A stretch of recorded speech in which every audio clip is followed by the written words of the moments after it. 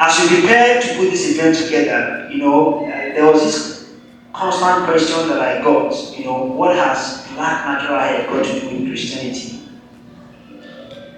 And there was also this evergreen question, is my kinky black hair good enough? While there are many other perspectives, we want to ground our children's understanding of their creation through the Christian perspective that they are being raised in. I really appreciate you saying that, and I'm glad that you're a school teacher and brought that out, that children get sent home because their hair is not the way, quote unquote, the dominant culture says their hair is supposed to be. But I think adults experience that too on their job. That when you go in, there's a look, a professional look that people think you're supposed to have. And that may not fit what they view as professional.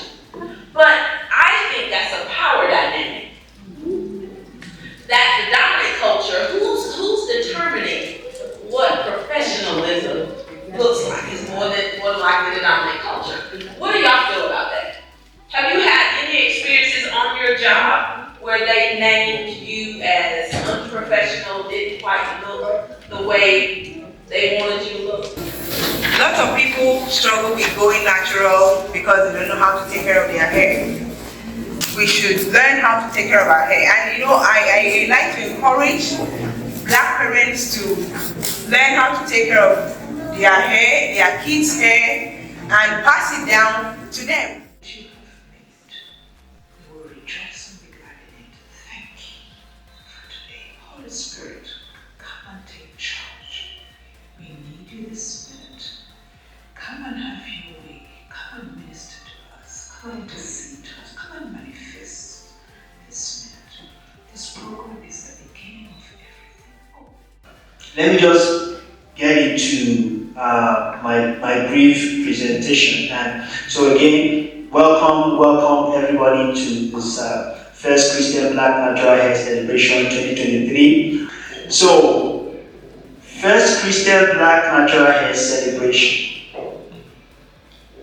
Like I said earlier, I'm into the business of spiritual care, and I've always been intrigued with creation. I've always been intrigued with how God made us. And growing up in a background where I saw my sisters and other children, teenagers like that look like us, struggle with being okay with their black natural hair. I was also included. I remember relaxing my hair, many times, despite the burns and the discomforts and all the things that we had to endure, but that question was always there. Why is our hair made this way? Why is our hair not made straight? And there seemed to be this constant desire and search to conform to this unspoken official standard of acceptance. It seemed like, we just seem to want to conform to this standard that is not spoken. It's not spoken officially to us, but we just find ourselves trying to conform. We want our hair to look a certain way. And that is, of course, the straight, curly, and long European hair. And having seen these trends growing up, I began to see that too in my own family. My daughter involved or getting also into that struggle. And then the climax of that struggle was when her friends mocked her about how the hair looked like. And that was when I thought, hey, this is time for me to begin to do something. I've bottled this for over 30 years. Why is our hair like this? And you keep running into those questions from especially young people, both male and females. Why do I look like I do? Why is our hair this way? And all that. And the result was that after the incidents with my daughter, I wrote a book. And it's titled The Hair, the Glory, the Uniqueness of the Black Race. It's a book that I dedicate to every black child across the world who have been mocked for wearing their black hair. It's written in simple language and it can be read by children between 8 to 12, especially with their parents. In this book, I remind black people, especially the younger generation, that God made us unique with our black hair, which He gave us as a covering to show forth His glory. Another thing I did was to look around for resources, books, hair shows, and things that had Christian content, because I felt that there was need to address these questions that our younger generation keep asking about how they look like, about how their hair looks like. There was need to address it. And I looked around for resources, but most Christian organizations had no resources that addressed black natural hair. And that was when I felt led to begin this. And the purpose of what we're doing is, one, to promote from a Christian perspective black natural hair acceptance, its care, and its care across all ages. To provide spiritual and emotional support to those who struggle with their hair, or no hair at all, or have struggles in other areas of their lives. And to create a community for connection, sharing of ideas, encouragement, making informed decisions on black natural hair products and education. And lastly, to show compassion, care, and pray for one another. That is the summary of what this event is about. And this is the first one we're doing. This is the first edition. We're going to be doing similar events gradually into the new year. And as we prepared to put this event together, there was this constant question that I got, what has black natural hair got to do with Christianity? And there was also this evergreen question, is my kinky black hair good enough? To answer our children's questions about their black hair, there's a need to go to the Maker, that is God, in prayer, to help us understand the manual, which is the Bible, that provides answers to these various questions. While there are many other perspectives, we want to ground our children's understanding of their creation through the Christian perspective that they are being raised in. I know that's a lot of information, but the truth is that there are so many perspectives out there about creation, about how we're made.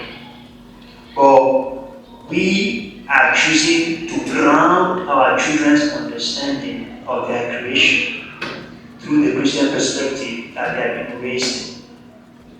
And I have a couple of scriptures there. But one of the foundational scriptures that I always love to go to and to try to explain creation is Genesis 1:31.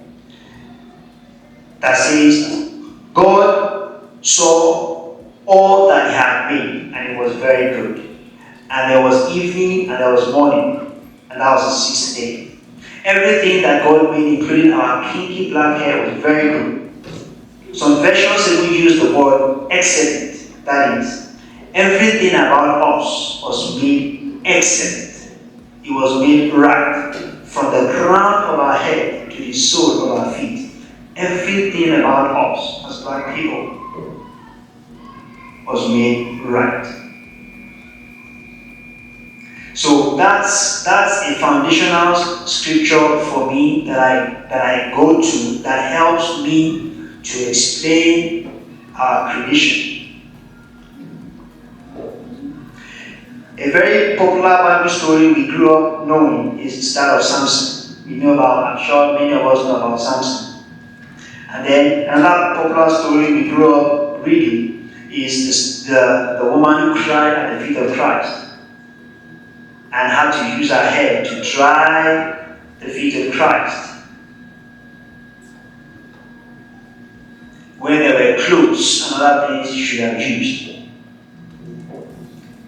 So, very importantly, I may even have to stop here in this presentation because this is one of the most important things that I want to leave with every one of us, both here and those watching us online. And for those that have asked me, several times, what has black natural hair? What has how I look? What has it got to do with Christianity? What has it got to do with God? What's the connection? As I talk to people about this program, I heard this a lot. What is the connection between my hair and God? What's the relationship? How does Christianity connect into this? And that's why I want to stress this particular slide. Okay? And I've highlighted those two very popular stories that we all know. And the question I ask myself is, why did God tell Samson not to cut his hair? Why was that vow? Even before he was born. Why the hair? Then the story in Luke 6, why did the woman, after crying and tearing up and her tears wet the feet of Christ, why did she use her hair to clean the feet of Christ? There were clothes, there were maybe towels, there were other things that she could have used. Why did she use her hair? Have you ever asked why? So this is not a biblical session where I would unpack all that. But my aim is to let us see from Scripture that God is interested in every area of our lives, including our hair, how we care for it, and what He's saying to us through the way we care for it. Let me repeat that. My aim is to let us see from Scripture that God is interested in every area of our lives. Every area of our life. God is interested in every area of our life, including our hair, how we care for it, and what God is saying to us through the way we care for it. God loves us holistically, spirit, soul, and body. God wants to have and stay in fellowship with us. And God wants us to accept that sacrifice of Christ and remain in fellowship with Him. So, God is interested in everything that has to do with us. From the crown of our head to the sole of our feet. But let me also please say this. In listening to both adults and children talk about their black natural hair, either physically or on social media over the years, I've heard things like, most of the things that I hear when black people talk about their hair is, I hate my hair, or I was not accepted, or I was teased, or my hair was too puffy, I never liked it anyway. My hair was unattractive. I was never really confident. And one of the most popular is, my hair is so difficult. How many of us can identify with that? My hair is difficult. I've heard that so much. Yeah. And unfortunately, that is what we have heard growing up. And that is why I feel very passionate about what I'm doing. Because the bottom line is to help reorient our younger generation that their hair is not difficult. It's not difficult. They just need more information about how to care for it. So as I round up, it's important to know that as parents, what we say to our children and what they hear each day forms them. Faith comes by hearing. Do not affirm to them that their hair is difficult. They need affirmation that our black hair is distinctively unique, special and beautiful. They need their mind, spirit, and body prepared to fight and stand confidently against the various needs, assumptions, and insults that the world has prepared for them. If you look into my book, you'll find that on page 15. Thus, parents stand in the best position to tell their children the undiluted truth of the glory, riches, and beauty of black hair, and constantly reaffirm it before any outsider gets access to their young minds. And in the remaining slides, I did significances of our black hair. You can find that in the book, covering, acceptance. You can find all that in the book, and then I ended up with a summary of the workshop that we're going to have next year. So I'm going to stop here because of our time. And I hope that I've been able to pass some information across to us on why we're doing what we're doing, on why I have this passion to affect especially our younger generation about our black natural hair. I hope I've been able to communicate something to us. God is interested in it. God is interested in every part of our life, spirit, mind, and body. And I hope that as we go into the listening session, we will have the space to talk as a family and share our experiences with each other. And again, hopefully, like I said, be able to encourage one another as we share. So thank you all so much for being here. Yeah, so at this time I'm going to pass the mic to Reverend Natasha Ramsey to lead us in about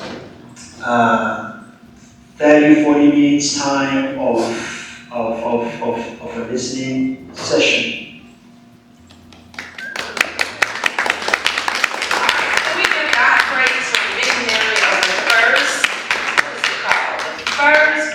Black natural hair celebration. I'm a church person. I know how to praise God, so I just want y'all to wake up in here because I'm about to go to church with y'all. Alright, so every praise is to our God, right? Yes. I wish we had somebody who would just praise God. Every praise is to our God, right? Yes. Alright, that's the center of what we're talking about here today. Y'all know that song, Every Praise is to Our God? Yes. Okay, let's try it. Every praise is to our God. Every word of worship with one accord. Good. Every praise is to our God. That is your cue to come back and sit down. So that means you gotta actually get up. Because here's what I know, and I just want y'all to tell me if I'm right. There are 4 things I know about gatherings. That when people are here in a space together, there are 4 things. Y'all just yell out if I'm right. People sit with the people they know. Yes. Okay, all right. And people are more apt to talk when they feel comfortable. Yes. Okay. And people need encouragement to share their thoughts in a group setting. Yes. I got blank stares at me. And people want to feel safe to share and interact. Yes. Okay, so I know some people are like, she about to ask us to move and talk full, oh Lord. Oh, Lord, yeah, you got 5 minutes. Because you are sitting with the people that you came with, right? And what about all the other people that are here that you have never met, never talked to, never said anything to? What if you met somebody today that could be a part of your life, that could change your life, that could give you some inspiration? I want you today, for the next 5 minutes, 2 things.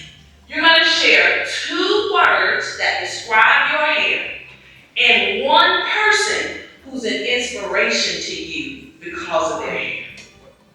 Got it? 2 words that describe your hair and 1 person who's an inspiration to you because of your hair. Everybody got it? Got it. All right, so look, we're up. We're up. We're up. We're actually up. We're up. And we're going to go across the room and find somebody else and tell them 2 words about your hair and 1 person who's an inspiration to you. And if you don't want to, you don't have to.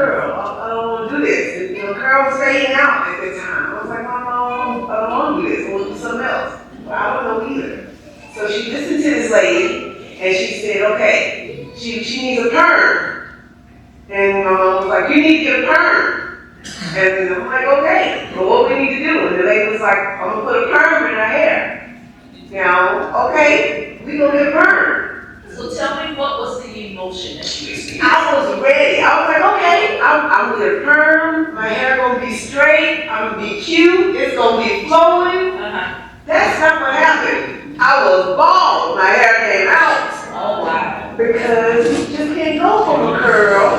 Right. So, see, everybody else can do that. Right. But we didn't know that back then, and my mama didn't know that.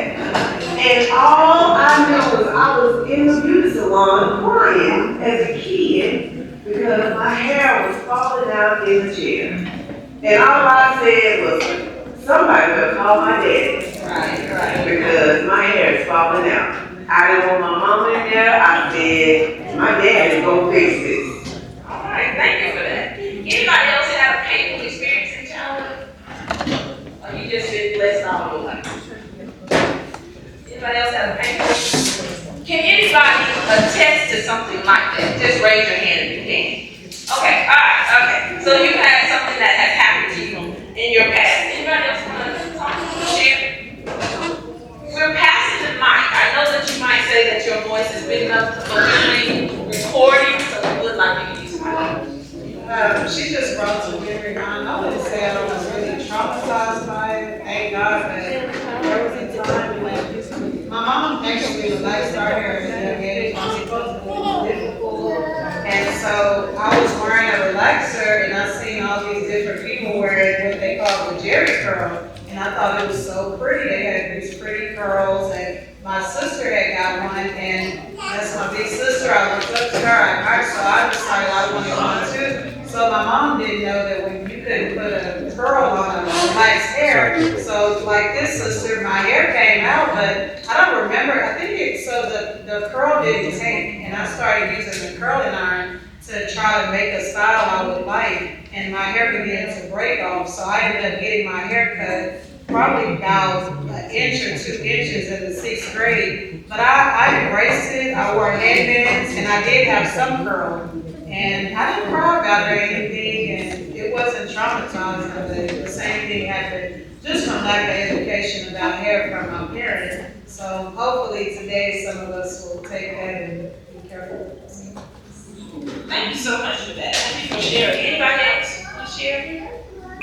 Let me go to the next question. So when you think about, just shout out to me, some people whose hair, men and women, that when you see it, you think, oh, that's nice. That looks really nice. Tell me who. What would you say? Just shout it out. My daughter. Daughter, okay.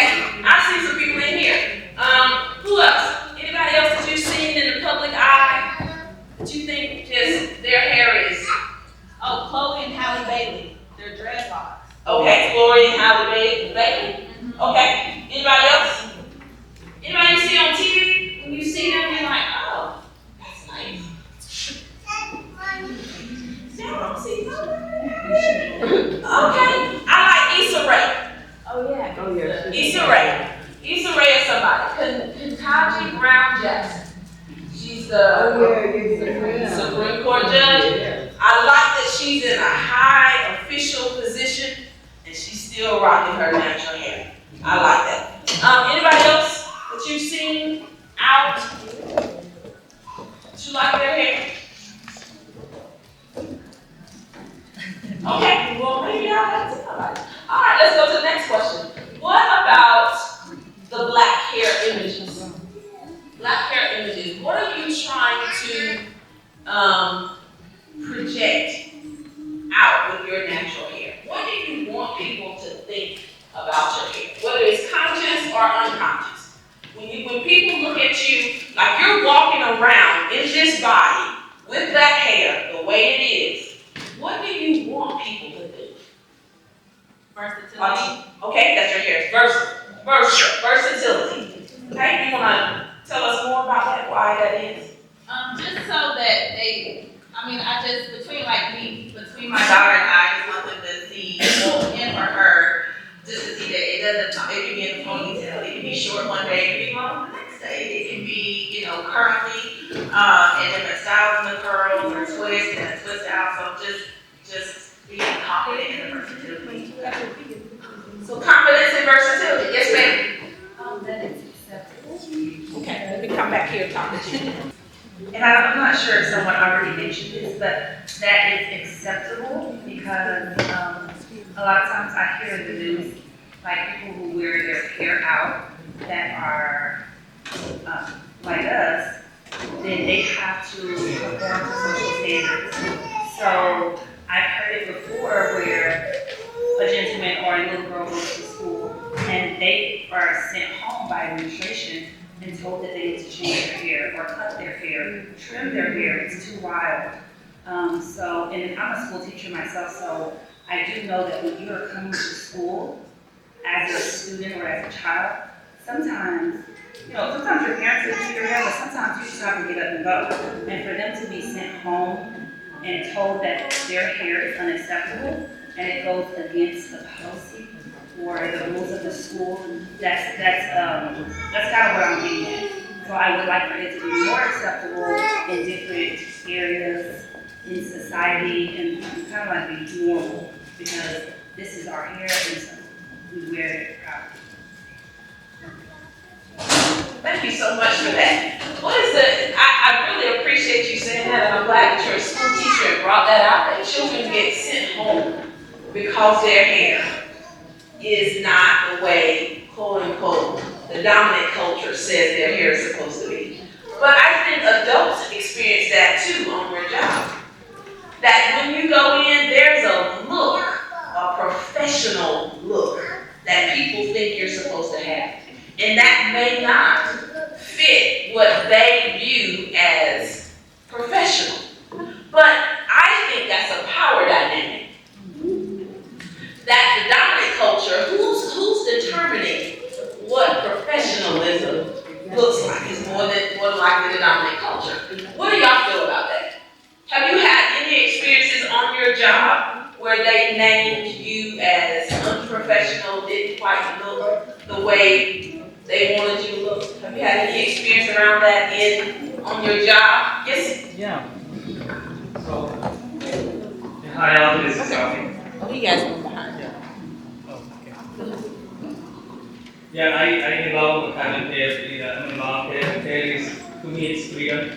It's natural. I love what God has done for us. So it doesn't matter how it looks or how it is. So usually when I used to have long hair, people look at conferences and meetings, they'll say, man, this is not like a movie, you're not a movie star or a rock star. So I'm going to show you how I used to grow my long hair.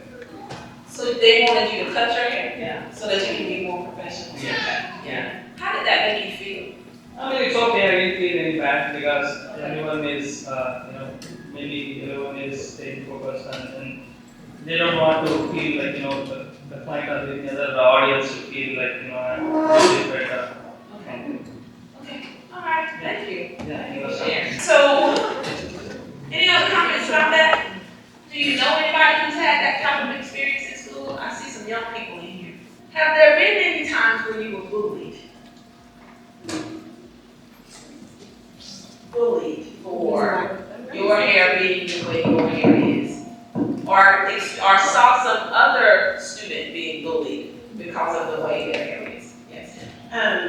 Well, I need to speak on both Okay. subjects.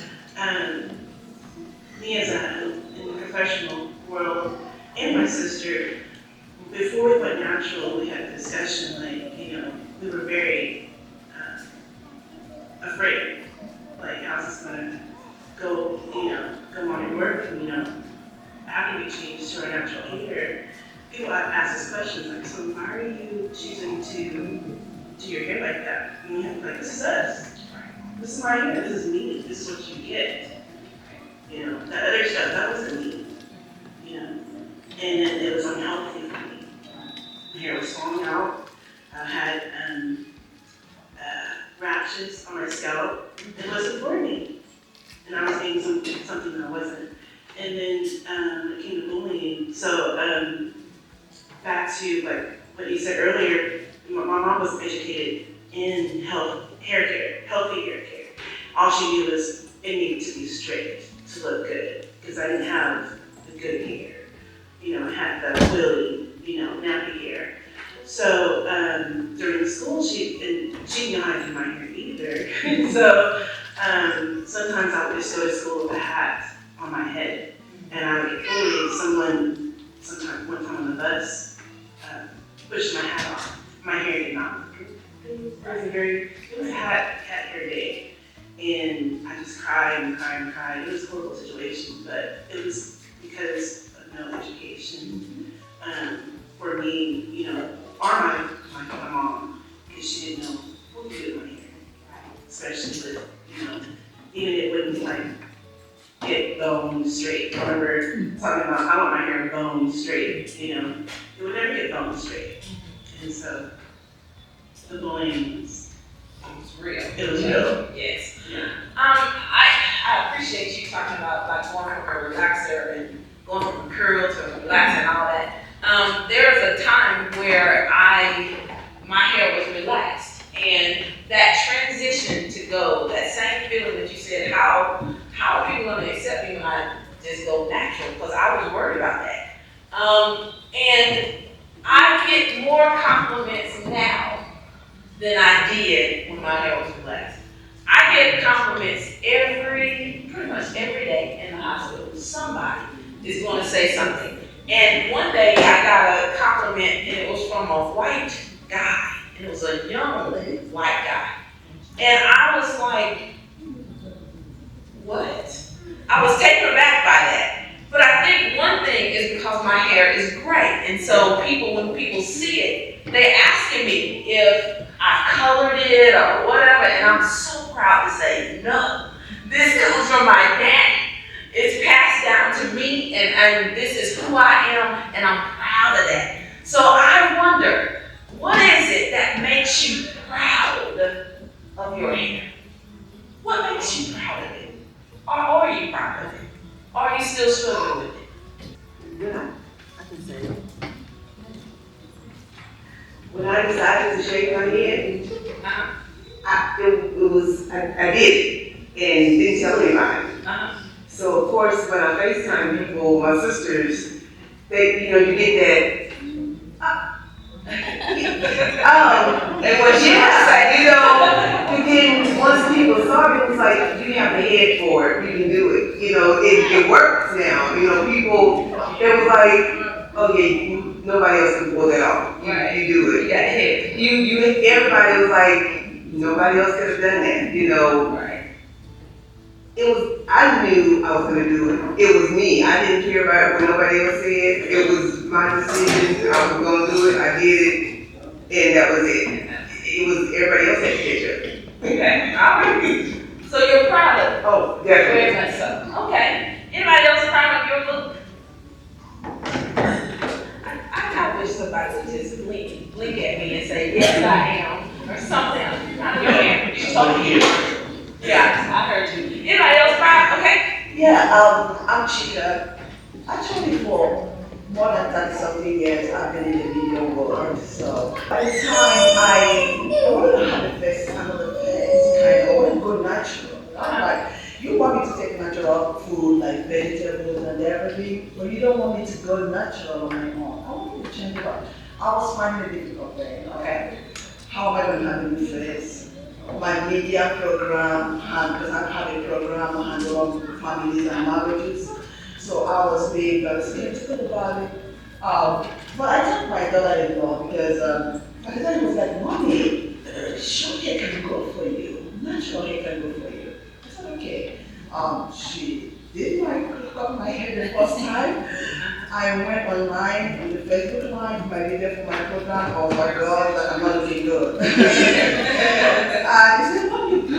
Just try it again." And I tried it again and again and again.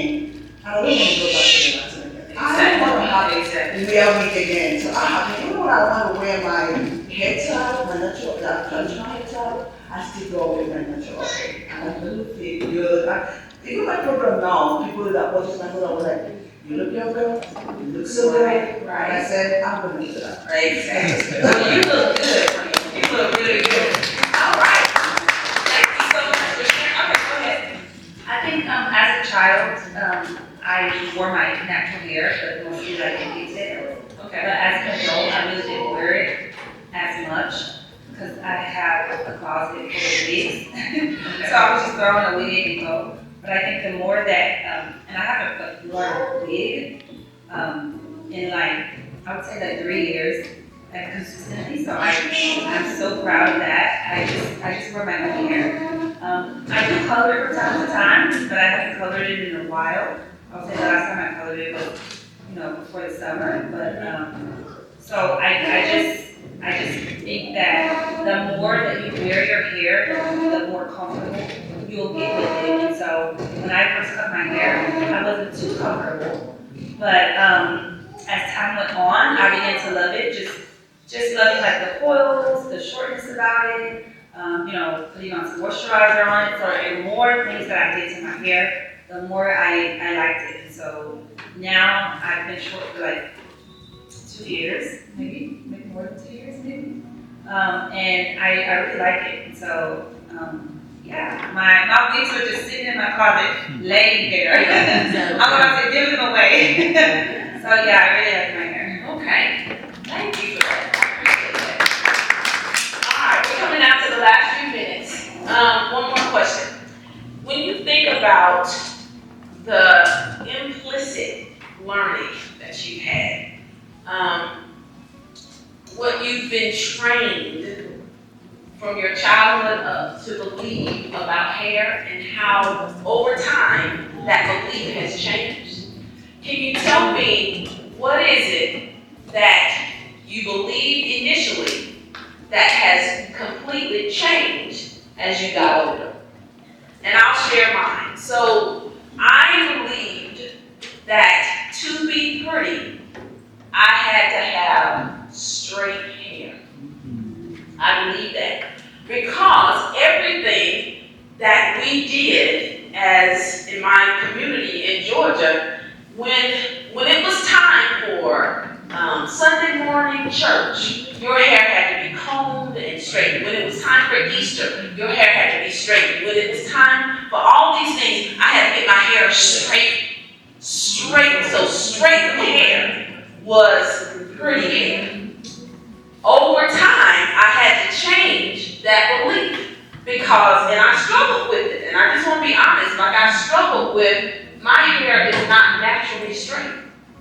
My hair curls up. So what do I do with this real hair versus this image that people have tried to put into me to have straight hair? So what's the transition that you had to make? What did you originally believe, and then you had to change your belief? So for me, growing up, I always thought that I would never get dreads growing up. So like they're hassle, like they don't really look that too good. It's better just to grow out a fro or keep your hair short and put some designs in your head. Growing up, and like so a lot of my friends would get their hair dreaded. Like you should do it. You got a fro now. You can start ahead of us. It took us forever to get the one you would have. And I was just so against it because I was like, nah, having dreads is like a natural look for us black people. Don't really look that good. So it took a while to convince me to actually go into it now, kind of the look. What was it that you said didn't look good? What is that? What do you mean it didn't look good? It was not something that was considered like popular and natural in my environment. It was always the short buzz. Okay. Like black boy, you buzz your hair down till you can fade it your sides. Okay. So when people started to go out of it, I was like, well, that's not natural. That's not what we do over here. In the neighborhood, we go fade it or fro. Okay, so you were gonna be ostracized because you growing dreads, right? Yeah. You were worried about that because everybody around you had buzz, fade. Okay. All right. So what made you? Tell me what made you choose to do the dreads anyway? Honestly, it was my mom kept talking to me about it. Like she talked to me since high school. She's like, you should dread your hair. And I didn't dread it to my senior year of college. It was like after the pandemic. I was like, I haven't been to no barbershops. I should just try something new because my hair just got really wild. I was like, I should try to organize it. And if I'm gonna do that, let's try something I ain't never did before. And I'm gonna say all the money I saved on not cutting my hair during the pandemic, I'm gonna put towards letting somebody actually do something with it, and been sticking with it ever since. Right. I'm appreciative. Thank you for having a male voice in the room. Any other males that want to speak to your hair? Or have you had any time where you got your hair cut a certain way simply because people around you wanted you to do? I'm talking to the men in the room. Yep. Okay. All right, Eric. Yeah, I think I have also wrestled with that, growing up.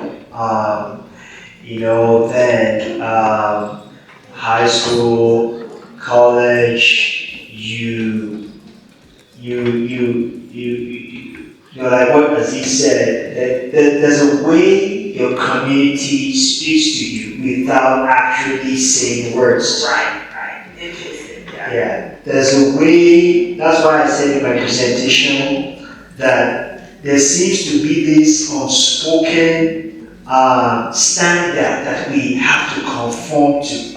Nobody says it or tells us, but we just see it being said all around us, non-verbally. And so I remember as a younger person, you wanted to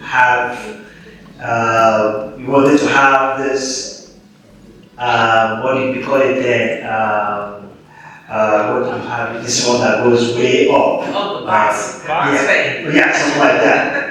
Yeah. And then after some time again, it was, okay, now it's going to be slang, let me just slang, because again, that was what was raining. So it's always been about what one is being told by the community, and that's one of the things that I struggle with for the younger generation.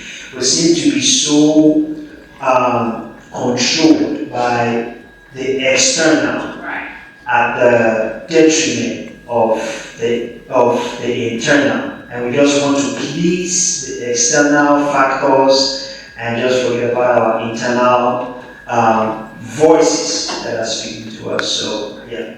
Right. Thank you so much for that. Your community, what's around you, can either help you, hurt you, or heal you.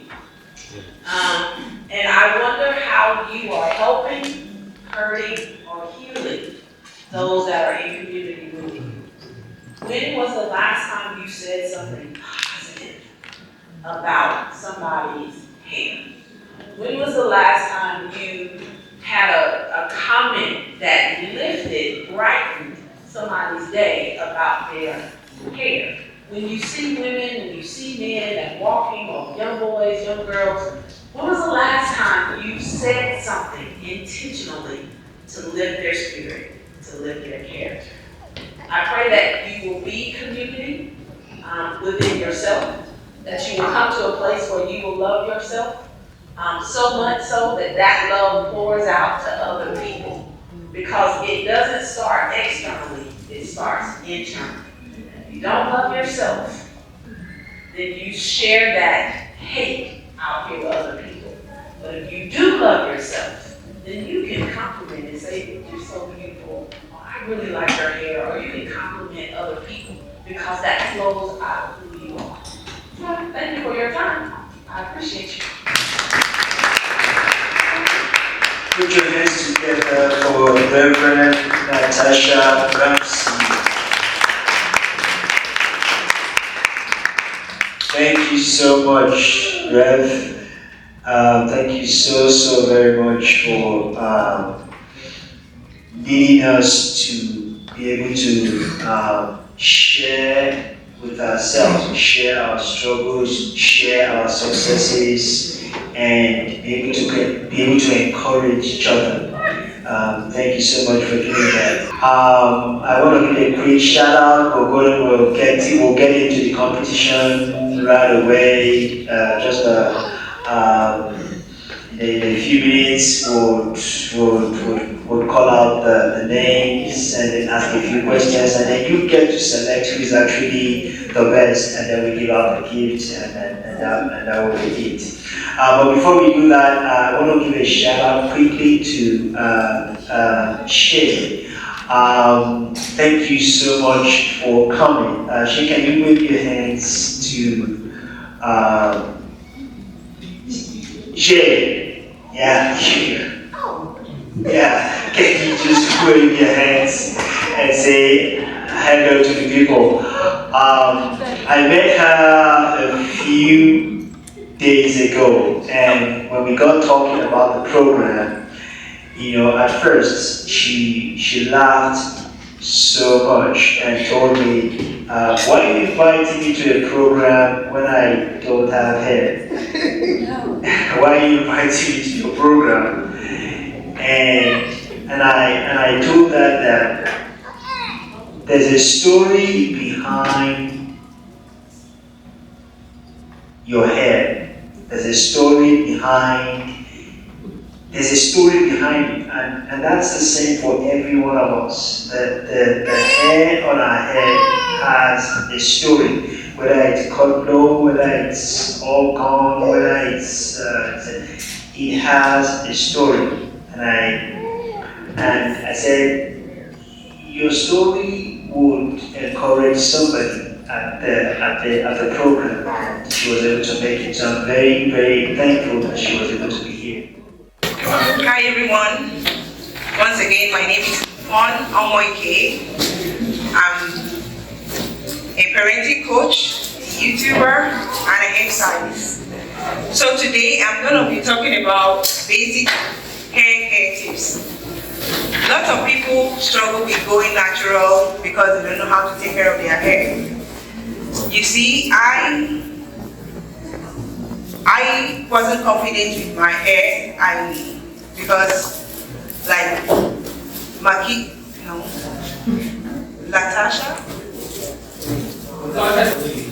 Natasha, yeah, she was sharing, she shared earlier on. I was bullied as a child, and sadly it came from my mother.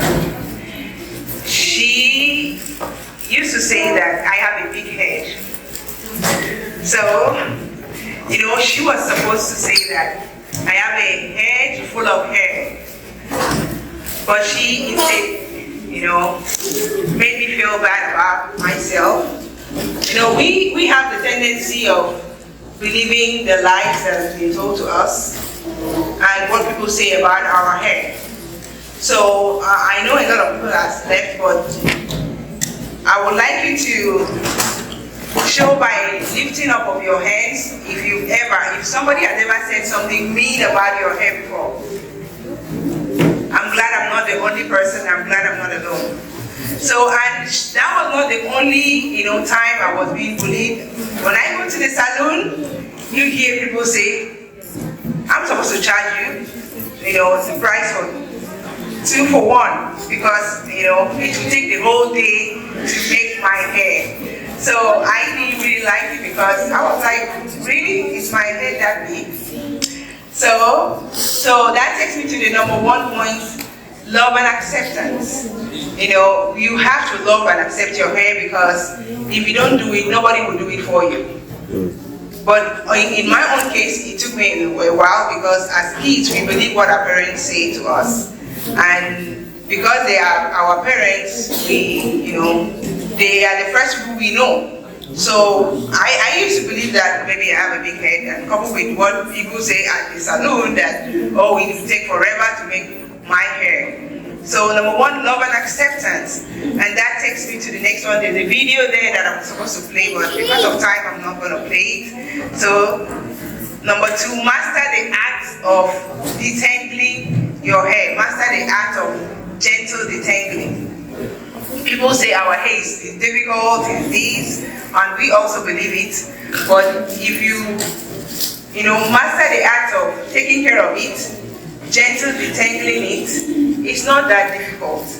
And we should learn how to take care of our hair. And I like to encourage black parents to learn how to take care of their hair, their kids' hair, and pass it down to them. So that they will not grow up with that mentality that your hair is hard. And lots of adults like me, you will hear them say, my mama, when I was 6, she put relaxer in my hair because our parents feel, oh, it was too difficult just to go get a perm. So let's, I'm encouraging black parents to learn to to detangle, to do little corn rolls and help us to pass it down to our children. And the next one is moisturize your hair with water.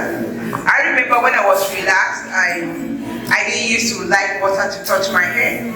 And 2 days ago, Thursday, it was raining when we were going out preparing for the program. I was going out with my hair and allowing the water to moisture my hair, the rain to moisture my hair, because I don't need to put rollers to coil it, and I'm like scared that the rain is gonna mess it up. So that's the beauty of going natural, that water is your best friend. So the next one is don't make styles that are too tight on your scalp, because tight style is known to cause some form of alopecia, where your hair, you will lose your edges, or you will lose some, hair in the middle of your head because the style is too tight. I know we make it so that it will last long, but in turn it's affecting our hair health. And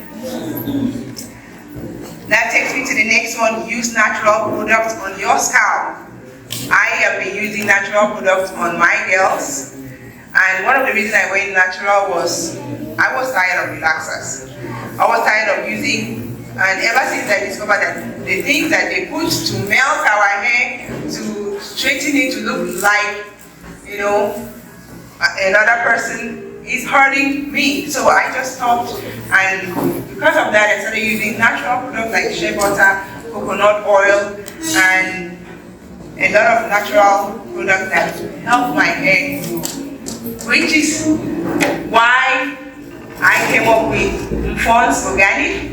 So this is just the beginning. Right from day one, I've been using black soap, especially on my girl.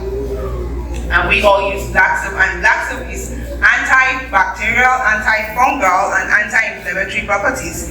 It cleans our skin very well. It exfoliates to help improve skin texture and tones, treats dandruff, prevents razor bumps. Our men, if they cut their hair, the bumps, black soap does that a lot. Moisturizes without stripping essential oils. Black soap is made with shea butter, coconut oil put together, so it moisturizes the skin without stripping essential oils, and it is safe for all skin types. I've seen somebody that her skin is light. I think European, she was like, black soap does wonders for me. I was like, I thought it was for black people. So it's good for all skin types. So this is gonna go around. It's a black soap shampoo with essential oils that I put together, and it is working wonders for me, my kids, and it also boosts hair growth and fights every acne, dandruff that you might be struggling with. So with that, thank you so much for listening, and thank you so much for coming. And like I said, this is gonna go around, and also I'm gonna share my contact in case you like it, and you send your review through my contact to me, and that will be it. Thank you so much for listening. All right, thank you so much. All right, let's quickly run through the competition. Do we have the selections now? Yeah. So let's get into that.